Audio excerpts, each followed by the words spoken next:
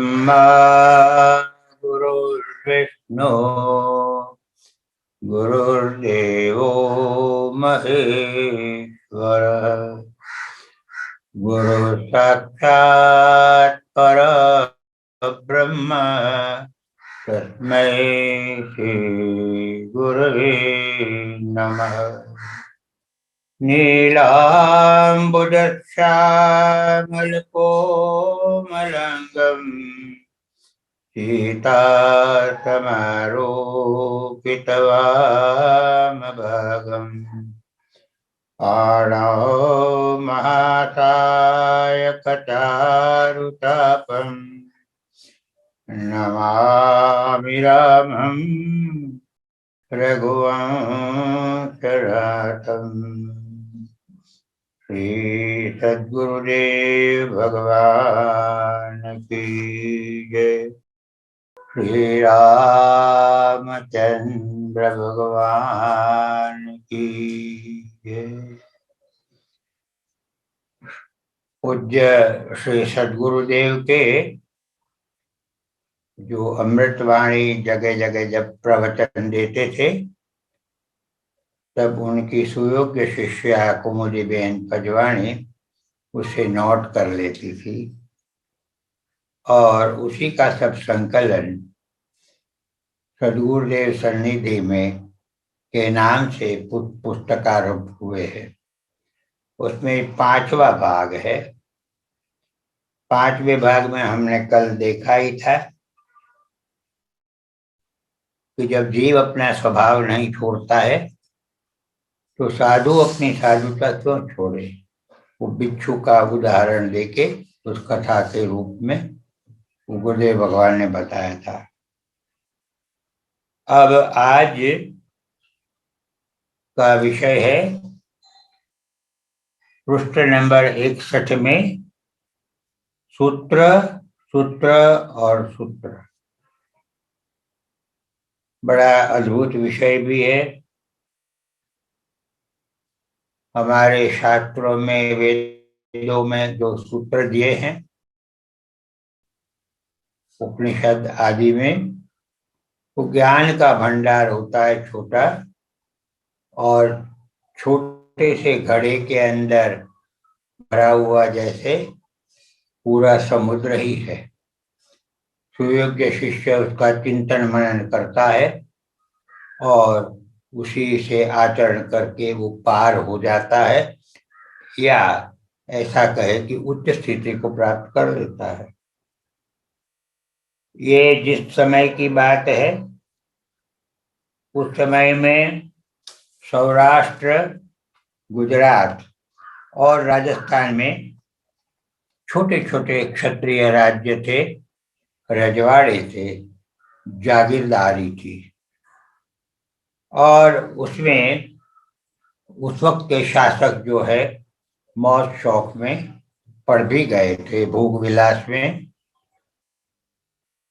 गुरुदेव के एक सुयोग्य क्षत्रिय शिष्य भाड़वा दरबार के विषय में आज उनका चरित्र का इसमें चित्रण है। उस वक्त 39 के आसपास पुरुषोत्तम भाई गांधी, ये तो 62 की घटना की बात है, वो सूत्र काटते थे। तो गुरुदेव ने उनको इशारा किया। उनका नाम था पुरुषोत्तम भाई गांधी और सौराष्ट्र गुजरात में वो खादी कार्यालयों का संचालन भी करते थे। तो चरखे पर सूत्र काटते समय श्री राम नाम का जाप करना ही श्रेयस्कर है। मेरा तो विश्वास है, पूज्य गुरुदेव कहते हैं, कली में जीवों का उद्धार हेतु केवल सूत्र सूत्र और सूत्र ही है। गुरुदेव ने ये बातें राजकोट में 1862 में कही। 23/7/62 गुरुदेव के दर्शन करने के लिए भाड़वा दरबार चंद्र सिंह जी पधारे हैं और श्री गुरुदेव को 24/7 को अपने साथ बाड़वा पधार ले गए।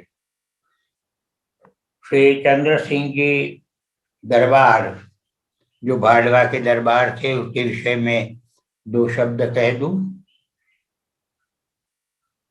श्री चंद्र सिंह जी छोटी सी रियासत, राजकोट से कोई 35-40 मील पर बाड़वा के नाम से थी, और गुरुदेव अपने भ्रमण में बाड़वा के छोटा सा बड़ा गांव था रियासत का, उसके बाहर भ्रमण के अंदर एक पेड़ के नीचे बैठे थे और कुछ भक्त लोग वहां उनके पास बैठे थे। श्री चंद्र सिंह जी घोड़े पर सवार होकर और उधर से निकले। उस वक्त बाड़वा रियासत के वो अधिकारी नहीं थे, उनको बाड़वा रियासत मिली नहीं थी, दूर का रिश्ता था, और वहां कोई न कोई का गादी पे बैठाना था, वो गादी खाली पड़ी थी। चंद्र सिंह जी को वहां प्यार के छोटे नाम से पोलूभा कहा जाता था। दरबारों के नाम के पीछे भा शब्द लगता था, बड़ा आदर पूर्वक। तो पोलूभा चंद्र सिंह जी घोड़े पर वहां से पधारे तो कुछ लोगों को इकट्ठे देख के गुरुदेव के पास, और वो खड़े रह गए। तो गुरुदेव ने कहा कि अरे भाई, तुम ऐसे क्यों घूम रहे हो? तुमको तो राजगद्दी मिलने वाली है। ये करीबन असंभव सी बात थी, क्योंकि उनका बहुत दूर दूर से भी ज्यादा अधिकार नहीं था गद्दी पर। और गुरुदेव ने ये कहा, और कुछ दिन के बाद उनका वहां राज तिलक हो गया, वो अधिपति हो गए बाड़वा रियासत के। उनको बड़ा भाव हो गया गुरुदेव के पर, और बड़े अच्छे शिष्य के रूप में वो गुरुदेव के साथ रहने लग गए। क्षत्रिय कौन? इस पोलूभा दरबार को चंद्र सिंह जी को गुरुदेव धीरे धीरे जैसे कुम्हार घड़े को गढ़ता है, उसी तरह उन्होंने उसको गढ़ना शुरू किया। पूर्व के संस्कार तो होंगे ही होंगे, जो गुरुदेव जानते होंगे। क्षत्रिय कौन? उनको कहते हैं बाड़वा में, तुम लोग जो राजा राम की सेना के सैनिक हो, तुम लोग तो भगवान राम के सेना के सैनिक हो, क्षत्रिय सेवक होते हैं। जन्म से क्षत्रिय बहुत होते हैं, परंतु गुण, कर्म व जो स्वधर्म पालन में सदैव तत्पर है, श्री राम नाम के अनुसंधान में रहकर जैसा कहता है वैसा ही करता है और वैसा ही चाहता है, ऐसा श्री राम भक्त इस संसार में धन्य है, जो दिन दुखियों पर दयालु है, कोमल हृदय व कोमल वाणी का धनी है, सरल, सत्य प्रिय व क्षमाशील ऐसा श्री राम भक्त इस संसार में धन्य है। मैं इतना ही कहूंगा कि हम इस जन्म को धन्य बनावे। स्वभाव से क्षत्रिय हो, वे ही दिनों की, निराधारों की तथा त्रसितों की रक्षा व पालन करने में समर्थ होते हैं, कारण कि उनका यही व्रत है, अर्थात प्रतिज्ञा भगवान श्री राम जी का व्रत है। शक्रुदेव प्रपन्नाय तमस्मीति च याचते, अभयम सर्वभूतेभ्यो ददाम्येतद् व्रतम मम। जो भगवान श्री राम का व्रत है, ऐसा ही व्रत क्षत्रियों का होता है, कि एक बार भी शरण में आकर कोई अगर कहता है कि मैं आपका हूं, तो भगवान कहते हैं कि उसे मैं अभय देता हूं सारे प्राणियों की तरफ से। श्री गुरुदेव ने भालवा दरगाहबार श्री चंद्र सिंह जी को लिखे कुछ पत्र उनके पुत्र श्री राघवेंद्र सिंह जी से प्राप्त हुए, जो यहाँ पर दिए गए हैं। कुमुद बहन बताती है कि पत्रों में से गुरु शिष्य के भाव संबंध का दर्शन अवश्य होता है। गुरुदेव का एक पत्र है जो उन्होंने रेलवे में मार्ग में से ही 20/3/39 को लिखा है कि श्री रघुनाथ कृपा से सकुशल नेपाल यात्रा समाप्त कर मिथिला भ्रमण करने के विचार से नीचे जा रहा हूं। आपका पत्र मिला, हाल मालूम हुआ, मैनेजमेंट अवधि के भीतर ही उठ जाना कोई आश्चर्य नहीं है, क्योंकि नीति कहती है जिम सरिता सागर मह जाहि, यद्यपिता ही कामना नाही, तिम सुख संपत्ति बिन ही बुलाए, धर्मशील पह जाहि सुहाए। पूज्य गुरुदेव चंद्र सिंह जी को कहते हैं कि आपने लिखा है कि नाम संकीर्तन को समय नहीं होता, तो नियमित बनने का प्रयत्न करना। यह कहावत चरितार्थ न कर देना कि जगबौ राय राजपद पाए। चंद्र सिंह जी को राज्य मिल गया था, तो गुरुदेव उसे सावधान करते हैं कि आप अपने सत्ता पाने के और राज सत्ता पाने के जो मिला है, तो आप अपना जो उत्तम समय स्वभाव है उसे छोड़ मत देना। प्रथम पत्र की शिक्षा पर विचार करना तो आपका स्वाभाविक कर्तव्य होना चाहिए। जासु राज प्रिय प्रजा दुखारी, सो नृप अवश्य नरक अधिकारी। नाम बोलने से आत्म उन्नति का मार्ग सरलता से प्राप्त होता है, क्योंकि मन न्यून संकल्पित रहता है। इस पर हम सबने भी, हमारे लिए भी मार्गदर्शन समझ के इस पर विचार करना चाहिए कि हम नाम बोलते रहते हैं, जप करते हैं, कीर्तन करते हैं, तो उन्नति का मार्ग आप ही आप प्राप्त होता रहता है। क्यों कि नाम लेने से मन जो है संकल्प विकल्प कम करता है। पूज्य गुरुदेव चंद्र सिंह जी को कहते हैं, एडीसी अमर सिंह जी तथा प्रभात सिंह जी खेड़दा तथा तखुबा सेमला व तखुबा माणिकवाड़ा को हमारा आशीर्वाद कहना। पोलूभा को हमारा आशीर्वाद। श्री वृंदावन से 3/4/39 के पत्र में लिखा है, प्रिय पोलूभा, सादर आशीर्वाद। अवर्षण यानी कि वर्षा न होना, उससे चित्त में खेद अवश्य होता होगा। वर्षा तो क्या, पर अलभ्य पदार्थ भी श्री हरिनाम संकीर्तन से प्राप्त हो सकते हैं, किंतु नाम में अनन्यता और प्रभु में पूर्ण विश्वास होना चाहिए।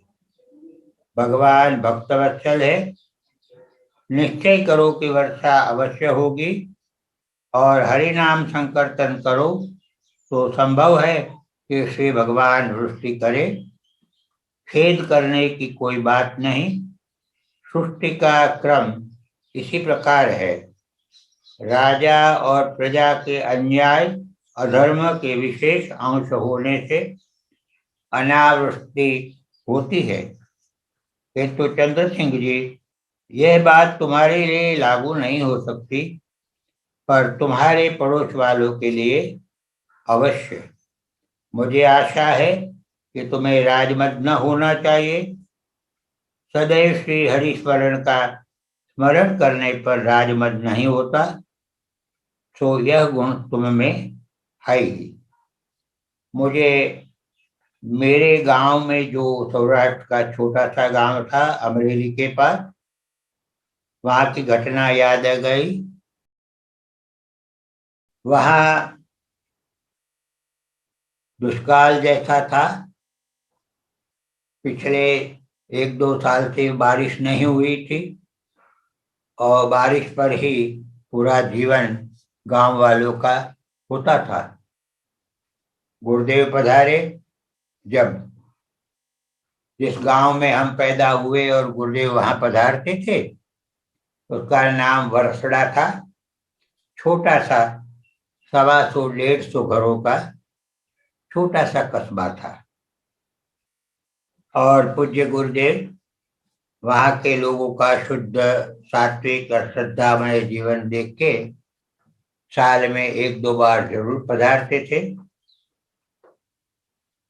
जब गांव के किसान आदि वगैरह ने गुरुदेव को प्रार्थना करी कि भगवान वर्षा नहीं है और हम सब लोग बड़े परेशान हैं, जानवरों के लिए भी घास आदि नहीं मिल पाती है, तो गुरुदेव ने उनको साधन बताया कि रोज कुछ घंटे के लिए नाम संकीर्तन करो और भगवान कृपा करेंगे। कुछ रामायण का पाठ भी नियमित करने के लिए कहा। गांव के लोग बड़े भोले और श्रद्धावान होते हैं। उन्होंने विश्वास से नाम संकीर्तन शुरू कर दिया। मानस का पाठ भी करते थे, मुझे ऐसी बचपन की स्मृति याद है। और कुछ ही दिनों में आवश्यक अच्छी वर्षा होने लग गई समय समय पर। उस साल का जो खेती बाड़ी की उपज थी, पिताजी से सुनी थी कि आसपास के गांवों में कहीं वर्षा नहीं थी और वर्षला गांव की जो हद थी, उस हद में आवश्यकतानुसार अच्छी वर्षा हुई थी। बड़ा आश्चर्य का विषय था और लोगों की श्रद्धा भावना अधिक मजबूत हो गई गुरुदेव में।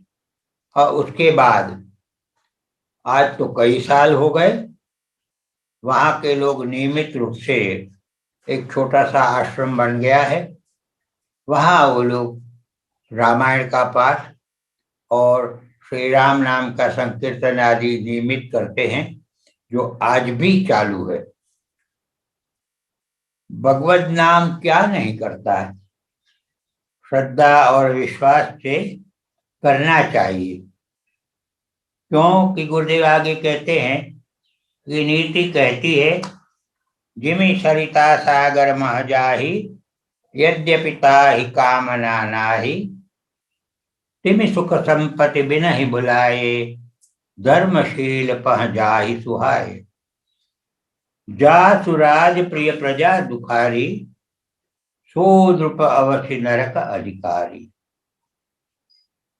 श्री वृंदावन से 3-4-39 के पत्र में लिखा है, प्रिय पोलुभा, सादर आशीर्वाद।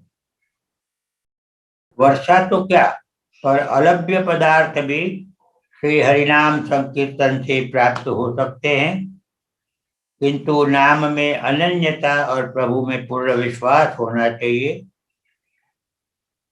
भगवान भक्तवत्सल है, निश्चय करो कि वर्षा अवश्य होगी और हरिनाम संकीर्तन करो तो संभव है कि श्री भगवान वृष्टि करें।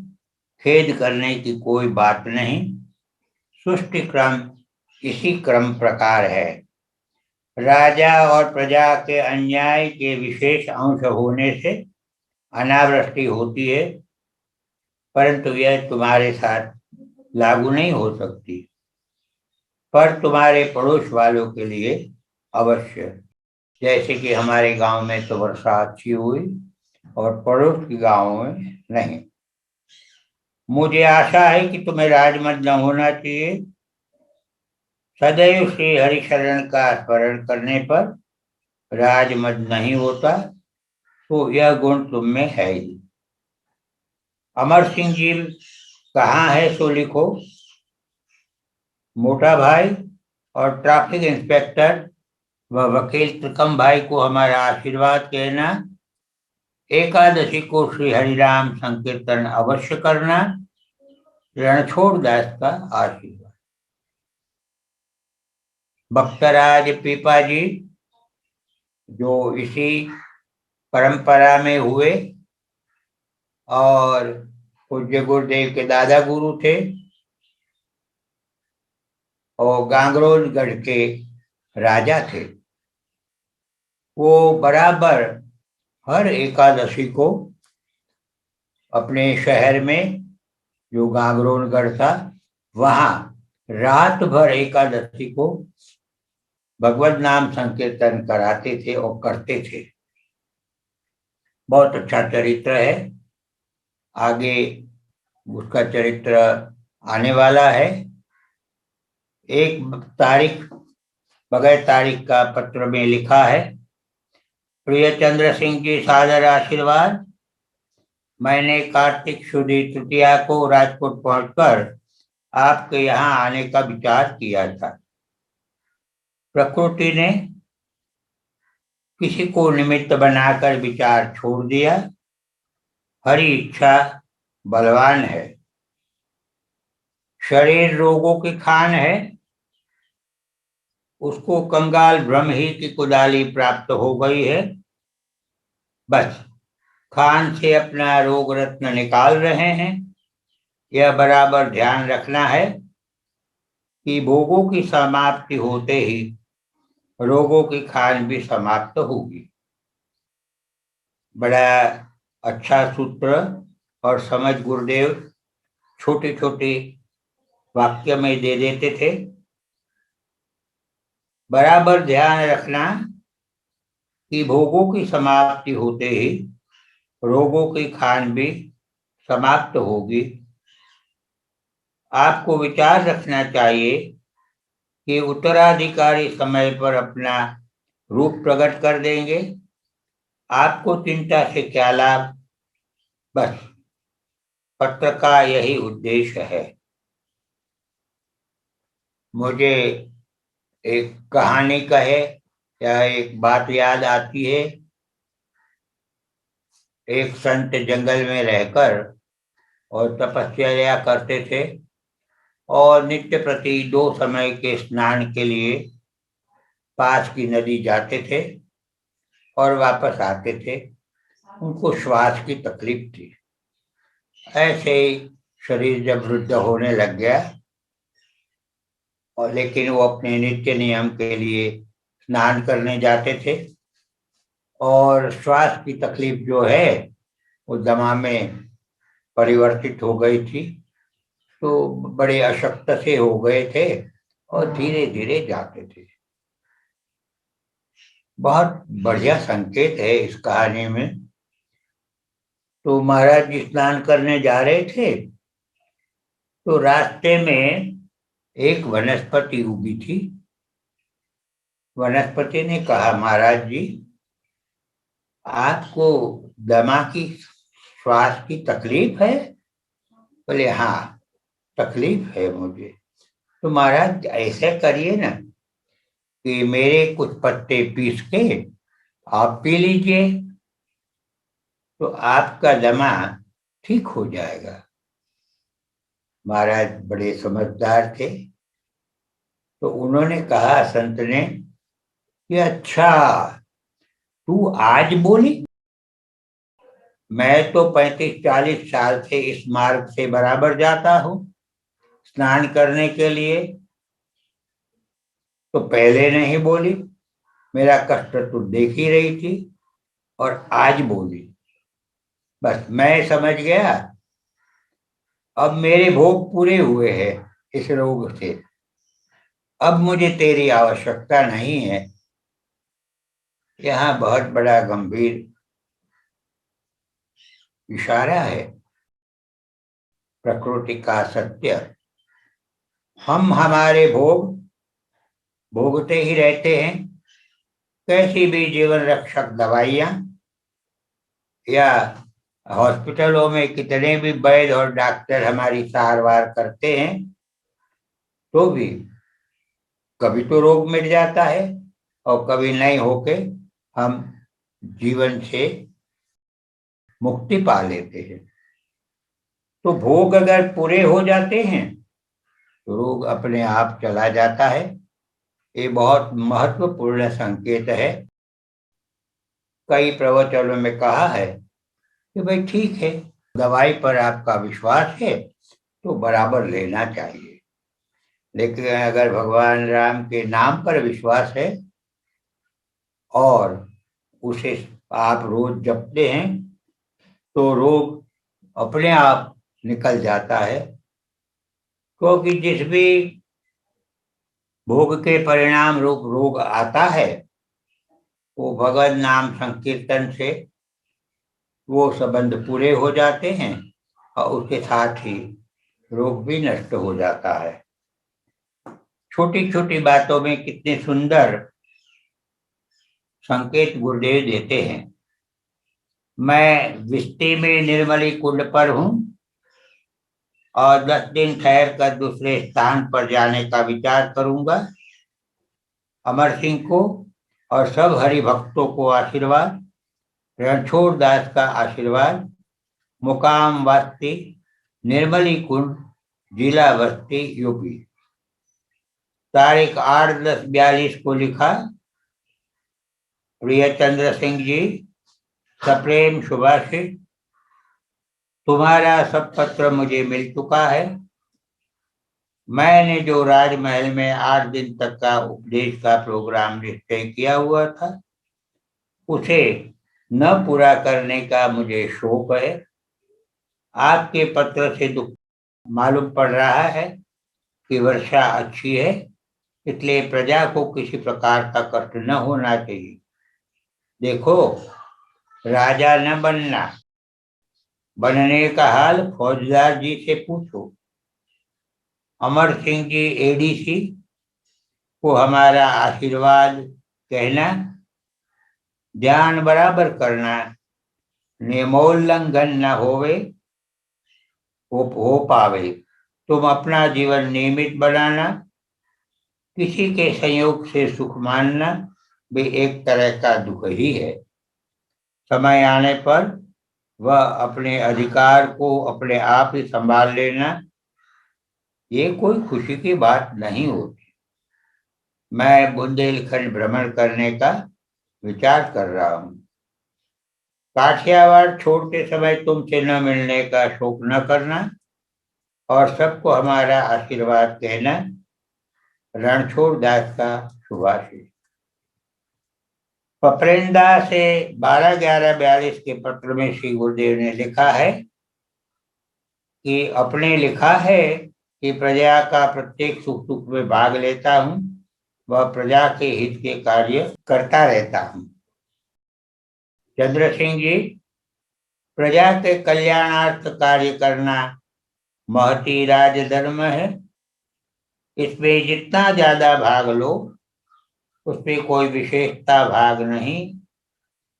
यह तो आप अपना ही कार्य करते हैं, यानी नरक से बचते हो।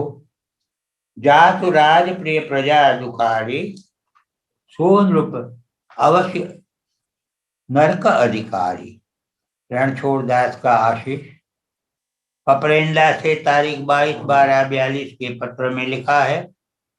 प्रिय चंद्र सिंह जी, सादर आशीर्वाद। उद्धव जी ने कुछ षड्यंत्र रचकर ठाकुर साहिब राजकोट के द्वारा मास्टर केशव जी के ऊपर विपत्ति पहुंचा दी है। प्रिय पोलूबा, केशव का विशेष ध्यान तुम्हें रखना है, कारण कि केशव मेरा प्रिय शिष्य है। यदि ऐसा न हुआ तो काठियावाड़ की मेरी यह अंतिम यात्रा समझना। क्यों कि केशव निरपराधी है। रणछोड़ दास का आशीर्वाद। क्या मैं आशा करूं कि आप समय आने पर केशव की रक्षा करेंगे? पत्रोत्तर शीघ्र ही हो। मैं केवल 20 दिन यहाँ और ठहरूंगा। यहाँ ये संकेत है कि उस जमाने के रजवाड़े, राजा, जागीरदार ऐसे बहुत ज्यादा संस्कारी नहीं थे और दूसरों की बातों में आकर कभी कभी किसी निरपराध को भी बहुत कष्ट देते थे। इसी विषय में गुरुदेव ने चंद्र सिंह जी को कहा है कि मेरे इस प्रिय शिष्य का की रक्षा करना। श्री अयोध्या श्री 3:143 के पत्र में लिखा है कि आपके यहाँ जो वर्षा अच्छी हुई है वह होनी ही चाहिए, कारण कि धर्मराज फलता है। यहाँ भी ये संकेत है कि अगर अधिकारी लोग, राजा वगैरह धर्मराज चलाते हैं, सुख शांति वहां होती है, बरसात वगैरह प्रकृति सब अपना सुनियोजित काम समय पर करते हैं। मैं पतित पावनी श्री अवध में हूँ। यहाँ कंट्रोल के कारण प्रत्येक खाद्य पदार्थ का अभाव है, इसलिए गरीब साधुओं को अत्यंत कष्ट है। यह सब भगवत इच्छा ही समझे। जब से कलकत्ते में बम वृष्टि हुई है उसी समय से वहां की प्रजा अस्त व्यस्त रूप से भाग रही है। उनकी दयनीय दशा देख एवं कहानी सुनकर धैर्यवानों की हृदय की जो स्थिति होती है वो तो उसका परिणाम वह भुक्त भोगी ही जान सकते हैं। प्रिय पोलू भाई, ऐसी दशा भारत के प्रत्येक भाग में हो तो कोई असंभव बात नहीं है। इसलिए इससे बचने के लिए एकमात्र योगानुकूल उपाय एकमात्र हरिनाम संकीर्तन ही है।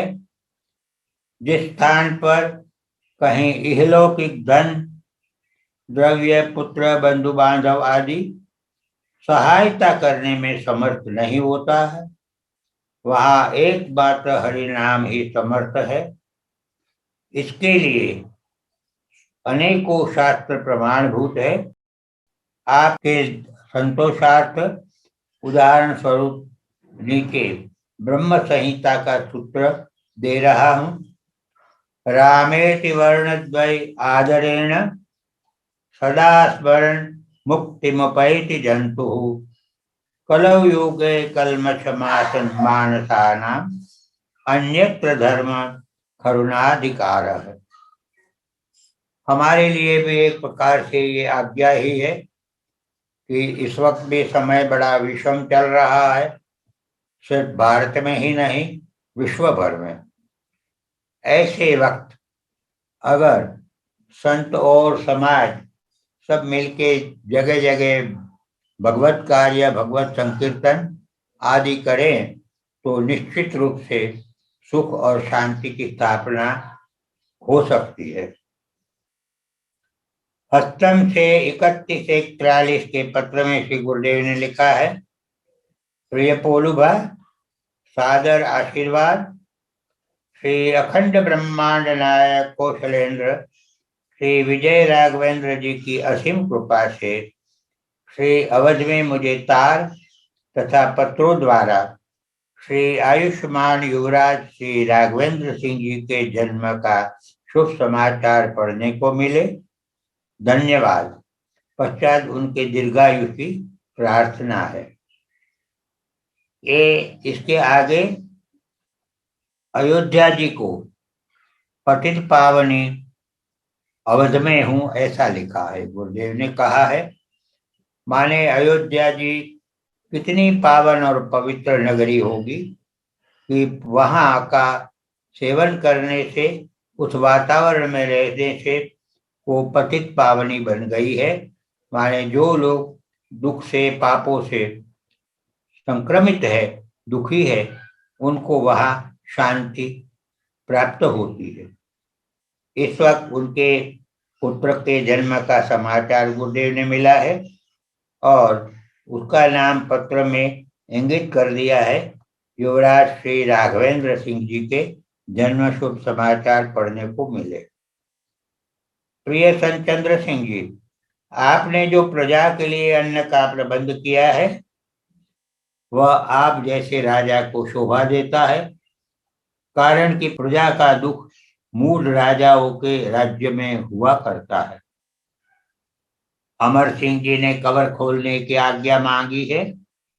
अरे भाई, उसमें तो कुछ भी नहीं है। उसमें तो केवल श्री राजकुमार का नाम मात्र लिखा है। वह तो केशव के मन विनोदार्थ था।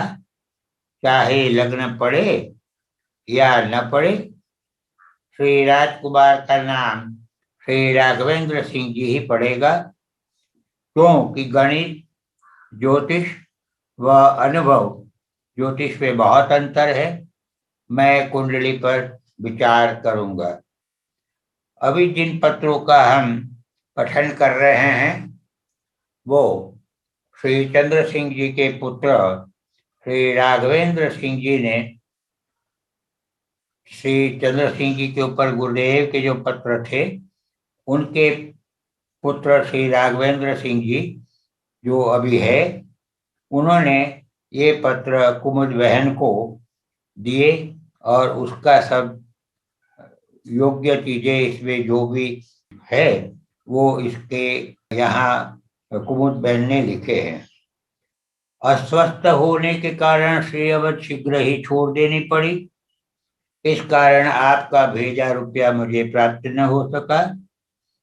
स्मरण रहे कि जो द्रव्य अवधवासी साधुओं के लिए निकाला है वह दूसरी जगह खर्च न हो, इस बात का पूर्ण ध्यान रखना चाहिए।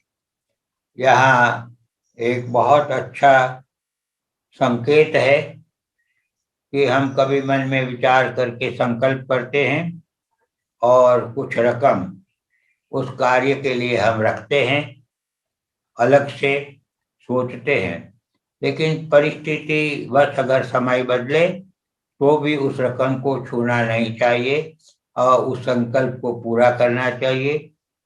वो सूक्ष्म मन में किया हुआ वो संकल्प अभी पूरा नहीं होता है तो भविष्य में एक न एक दिन करना पड़ेगा और उसमें काफी परेशानी हो सकती है। दरबार का जीवन नियमित बनाने का भरसक प्रयास करना। हरि भाई को आशीर्वाद और कहना कि कुछ बनो मत। राजकोट वाले श्यामजी भाई व धारती भाई इस समय यहीं पर है।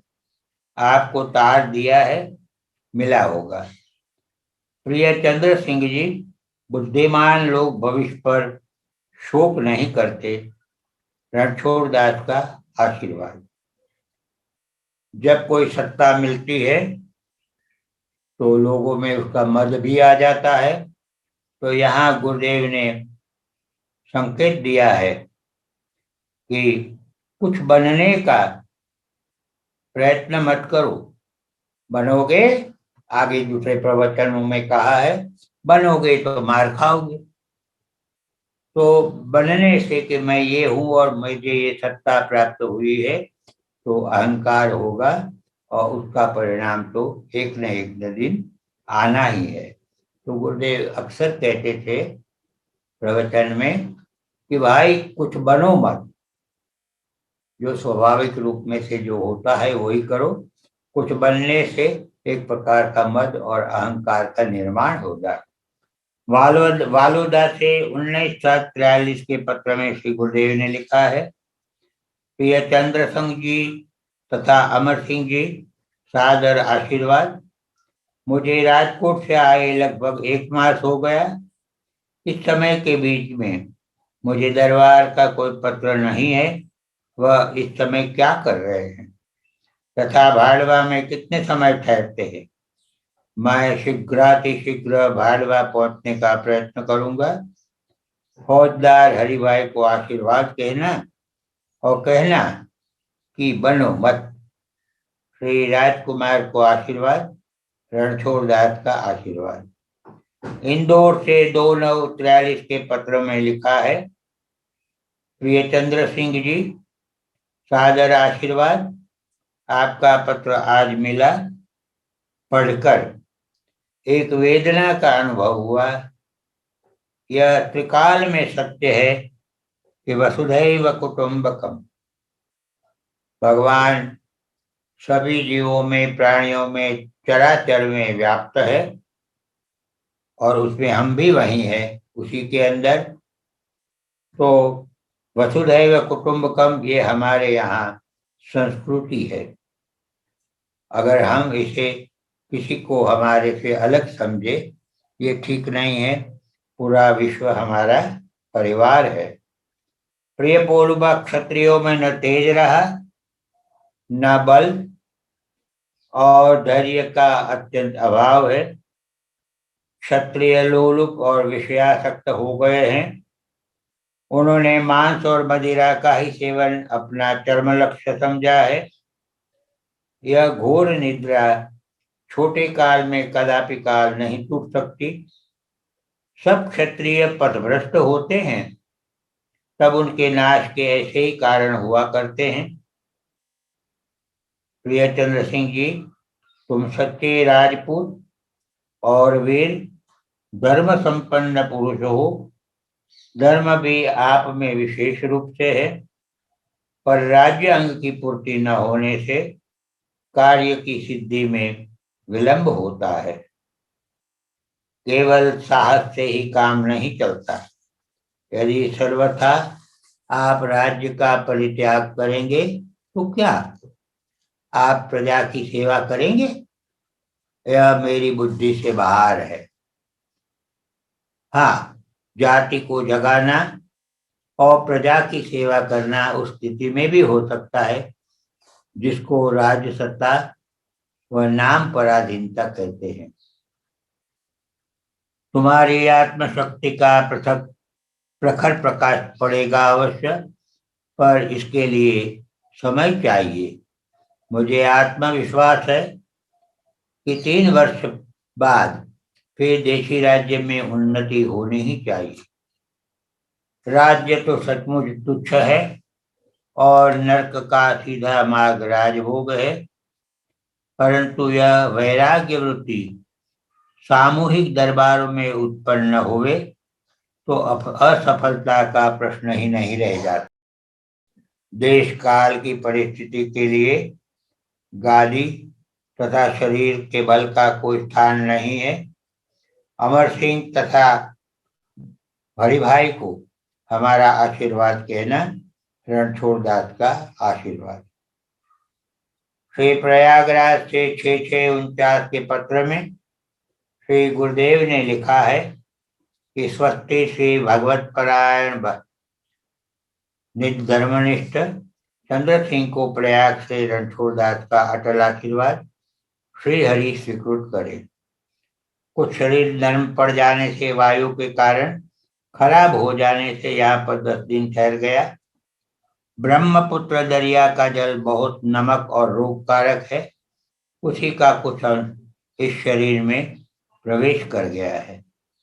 आशा है कि आप सब सकुशल से अपने कर्म का निर्वाह करते होंगे, श्री नाम स्मरण कीर्तन करते होंगे। अमर सिंह को व सब हरि भक्तों को आशीष कहना। यहाँ गंगा जी के किनारे दशाश्वमेघ पर हूँ। रणछोड़ दास फलाहारी, गंगा किनारे, दशाश्वमेघ, पोस्ट दारागंज, प्रयाग। शारीरिक व नैतिक परिस्थिति का विवरण अवश्य लिखेंगे। श्री प्रयाग से 21/6/49 के पत्र में लिखा है, प्रिय चंद्र सिंह जी व अमर सिंह जी, सादर आशीर्वाद। आज आपका पत्र मिला। पत्र पहचानने में कोई देरी न हुई, क्यों कि दरबारी पत्र के ऊपर में कभी भी श्री विजय राघव विजय थे या श्री रामचंद्राय नमः नहीं लिखा रहता है। हो सकता है कि श्री अमर सिंह जी को मेरे स्मरण स्नेह ने भुला दिया होगा, क्यों कि मैं उनको 3.25 वर्ष से नहीं मिला हूं। मेरा शरीर अब थोड़े ही दिन में स्वस्थ हो जाएगा और मेरे पास जादव जी भाई राम जी राजकोट से आ गए हैं। किसी बात की चिंता करने की आवश्यकता नहीं। प्रिय पोलूबा, जिसने संसार को अच्छी तरह से जाना है उसको सांसारिक वातावरण व्यतीत नहीं कर सकता। विचार कर देखो, संसार है कब? जो उसका वातावरण बने तब। हाँ, यह सत्य है कि ऐसे का समय सत्संग का आभार ही नहीं, किंतु सत्संग पर सत्य का भ्रांति मूलक हो रहा है। क्या इसे धीर पुरुष अपना नियम, भजन, कीर्तन, क्षुद्र माया की विलासिता से परिवर्तन कर सकता है? परंतु आप धैर्य रखें, मैं आषाढ़ सुदी की किसी भी तिथि तक स्वास्थ्य के आधार पर पहुंचने का प्रयत्न करूंगा। प्रिय अमर सिंह जी, आप अपने ग्राम व माणिकवाड़ा तथा भाड़वा में जो हमसे परिचित हैं, सबसे जय सीताराम कहना। बिना तारीख वाले कुछ पत्र है, उसमें भी आवश्यक आदेश और आशीर्वाद गुरुदेव ने उनको दिए हैं। वृंदावन से श्री गुरुदेव ने लिखा है, स्वस्ति से भाड़वा शुभस्थान। श्री सीताराम जी के कृपा पात्र चंद्र सिंह जी को रणछोड़दास का अटल आशीर्वाद श्री हरि स्वीकृत करे। अस्त कुशलम मंगलम सदा। आशा है कि आप अपने नियम अनुसार जीवन को क्रम से आध्यात्मिक बनाते होंगे। हरि कीर्तन बराबर चलता होगा। देखिए, गुरुदेव बार बार अपने भक्तों को छोटे छोटे जो संकेत देते हैं आशीर्वाद के रूप में, उसमें हरि शंकर संकीर्तन के बारे में बराबर लिखते हैं। वो कहते हैं कि ये बराबर नियमित चलना चाहिए। पोलूबा, हमको ऐसा समय न मिले कि दक्षिण ना मांगनी पड़े। प्रजा का पुत्रवत पालन करना आपका धर्म है। माने आप निश्चित जागरूक रह के प्रजा का पालन करते रहेंगे और मुझे कभी इसके बारे में कहना नहीं पड़ेगा। जासु राज प्रिय प्रजा दुखारी, तो नृप अवश्य नरक अधिकारी। इति श्री रणछोड़दास फलाहारी। इस प्रकार ये छोटे छोटे पत्रों में बराबर उनको निर्देश देते हैं गुरुदेव, एकादशी को बराबर हरिस्मरण करते रहना और काम सब नियमित बनाना, भूल करना नहीं। आपको जो शंका हुई थी उसका समाधान किसी पत्र से होगा, तब आपको शंका का काफी स्मरण होगा। श्री अयोध्या से गुरुदेव भगवान ने लिखा है, घोर कलयुगे प्राप्ते स्वदोषैक भाजने, राम नाम भ्राता जीवास्ते कृतार्थाः कलौ युगे। कल्याणानां निधानं कलिमलमथनं पावनं पावनानां पाथेय यन्मुमुक्षो सपदि परिपद प्राप्तये प्रस्थितस्य। विश्राममेक विश्रामस्थानमेकं कविवरवचसां जीवनं सज्जनानां बीजं धर्मद्रुमस्य प्रभवतु भवतां भूतये रामनाथ राम नाम। इस प्रकार गुरुदेव अपने शिष्यों को छोटे छोटे पत्रों से भी निश्चय रूप से उनको आशीर्वाद देते थे और सावधान करते थे। नेपाल से पत्र में लिखा है कि मैं सकुशल नेपाल पहुंच गया हूं और शिवरात्रि के महोत्सव को पूर्ण कर पशुपतिनाथ जी से आज्ञा मांगकर मिथिला का भ्रमण करके ऋषिकेश जाना है। शेष कुशलम। यहाँ गुरुदेव ने कुछ संकेत करके अच्छे सूत्र दिए हैं जो हम सबके लिए भी लागू होते रहते हैं।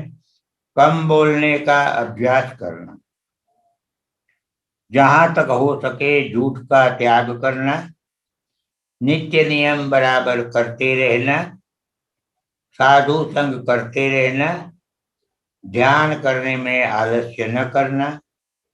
आपके एडीसी अमर सिंह जी, प्रभात सिंह जी को आशीष कहना। रणछोड़ दास फलाहारी, नेपाल। अब समय करीबन पूर्ण होने आया है और आगे का विषय कच्चे पक्के की समझ का है, जो बड़ा प्रसिद्ध है संतों के समाज में। तो उस विषय को वहां से आगे और बातों को हम कल के सत्र में लेंगे।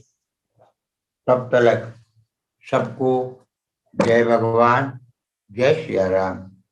श्री सद्गुरुदेव भगवान की जय। श्री रामचंद्र भगवान की जय।